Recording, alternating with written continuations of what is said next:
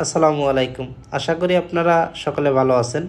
তো আপনাদের সামনে আজকে যে জিনিসটা নিয়ে আলোচনা করব, যে আসলে আপনারা দেখবেন আপনাদের ডিম পাড়া মুরগি যেগুলো রেগুলার ডিম পাড়ে, দেশি মুরগি বলেন, ফার্মি মুরগি বলেন, সোনালি বলেন, লেয়ার বলেন, এদের বুকটা বিশেষ করে ধীরে ধীরে শুকিয়ে যাবে। যেমন দেখেন এই মুরগিটার ক্ষেত্রে তার বুকটা কি হয়ে গেছে, শুকিয়ে যাচ্ছে, অর্থাৎ ধীরে ধীরে পাতলা হয়ে যাবে, ওজন কমে যাবে। তো এরকম আপনারা দেখবেন যে আপনাদের লেয়ার, বিশেষ করে ডিম পাড়া মুরগিগুলো, আপনাদের এই প্রবলেম হবে। মুরগি দেখবেন যে সুস্থ ভালো খাচ্ছে, ঠিক আছে, বাট ধীরে ধীরে এদের ওয়েটগুলো কি হবে, যত দিন যাবে তত দেখবেন যে শুকিয়ে যাবে। তো আসলে এটা কি কারণে, কারণটা কি, এই কারণটা থেকে আপনারা কিভাবে রক্ষা পাবেন? তো অ্যাকচুয়ালি এই যে প্রবলেম এই মুরগিটার ক্ষেত্রেও, তো এই মুরগিটার একটু কম, ওই মুরগিটার তুলনায় এই মুরগিটা তুলনামূলক একটু কম শুকিয়ে গেছে। তো বিশেষ করে এটা মূলত হয় ইকোলাই এবং সালমোনেলার কারণে। আমরা যে মুরগিকে পানি দেই, সরবরাহ করি, এই পানির মাধ্যমে যদি ফ্রেশ পানি সরবরাহ করা না হয়, বা ফ্রেশ পানি, বা অনেক সময় দেখবেন যে পানির মাধ্যমে ইকোলাই সালমোনেলা প্রতিনিয়ত মুরগির ভিতরে যায়। এছাড়াও মুরগির খাদ্যনালী, খাদ্যথলি, এদের গার্ড যেটা বলে, নাড়ি ভুঁড়ি, এগুলোতে ইকোলাই সালমোনেলা থাকে।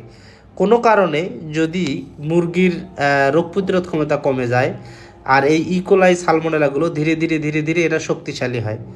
আর যখন এরা পর্যায়ক্রমে শক্তিশালী হবে, তখন দেখবেন যে আপনাদের মুরগির ভিতরে লিভারের ওপরে, লিভার মানে কি, কলিজা, কলিজার ওপরে, কিডনির ওপরে, বিশেষ করে হার্ট, হৃৎপিণ্ড, এগুলোর ওপরে এক ধরনের সাদা স্তর আবরণ তৈরি করে। এবং মুরগিগুলো দেখবেন ধীরে ধীরে শুকিয়ে যাচ্ছে, তাদের পাগুলো দেখবেন চিকন হয়ে যাচ্ছে, তাদের বডিটা শুকিয়ে যাচ্ছে, শুকিয়ে যাবে। তো যখন এই প্রবলেমগুলো আপনারা দৈনন্দিন ফেস করবেন, তখন বুঝবেন আপনাদের মুরগির ক্ষেত্রে ইকোলাই বা সালমোনেলা দ্বারা আক্রান্ত হচ্ছে। তো এই ইকোলাই সালমোনেলা থেকে রক্ষার উপায় কি? সবথেকে ভালো হলো যে সালমোনেলার ভ্যাকসিন পাওয়া যায়। তো সালমোনেলার ভ্যাকসিন মূলত কখন করা হয়? এটা সরকারি ভ্যাকসিনও পাওয়া যায় সালমোনেলা। তো এই ভ্যাকসিনটা মূলত আপনারা সরকারি হসপিটাল থেকে পেতে পারেন। এটা 50 দিন পরে, 55, 60 এরকম দিনে সালমোনেলার ভ্যাকসিন করা হয়। আর একটা কাজ করতে পারেন, যারা আপনারা পারিবারিকভাবে মুরগি পালন করেন এবং আপনাদের মুরগির এই প্রবলেমগুলো ফেস হয়, আপনারা মুরগিকে পিএইচের ডোজ করে দিবেন। এখন পিএইচ, হোমিকো পিএইচ পাওয়া যায়, অর্গানিল পিএইচ। তো এই পিএইচগুলো দিয়ে যদি আপনারা পর্যায়ক্রমে ডোজ করে দেন, তখন দেখবেন যে আপনাদের মুরগির এই প্রবলেমগুলো কম হবে, তুলনামূলক কম হবে। আর ভ্যাকসিন করতে পারলে সবথেকে বেশি ভালো। আর পিএইচের ডোজটা আপনারা কীভাবে করতে পারেন? পিএইচ মূলত 1 মিলি 1 লিটারে করে আপনারা পানির সাথে সকাল বিকাল দিবেন, এভাবে 5-7 দিন দিবেন। আচ্ছা, পিএইচ দিলে আর একটা উপকারিতা আছে কি, এদের যে পায়খানা মল, এদের মলগুলো দেখবেন যে তখন শুকনো হবে, ঝরঝরা হবে। আর এই পিএইচের কাজ কি? পিএইচ হলো ক্ষতিকর ব্যাকটেরিয়াগুলো, বিশেষ করে ইকোলাই, সালমোনেলা, এগুলোকে বলে প্যাথোজেনিক ব্যাকটেরিয়া বা ক্ষতিকর ব্যাকটেরিয়া।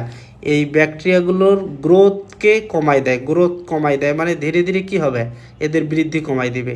তো আপনারা যখন মুরগির ক্ষেত্রে এরকম পিএইচ খাওয়াবেন, মনে করেন প্রতি 1-1.5 মাস পর, 1 থেকে 1.5 মাস পর পর বা অন্তর অন্তর আপনারা 5 থেকে 7 দিন করে মুরগিকে পিএইচ খাওয়াবেন, তাহলে দেখবেন যে আপনাদের এই যে ইকোলাই বা সালমোনেলা, বা মুরগির যে বুক শুকিয়ে যাচ্ছে, ধীরে ধীরে শুকিয়ে যাচ্ছে, এই প্রবলেমগুলো থেকে আপনারা মুরগিকে ধীরে ধীরে রক্ষা করতে পারবেন।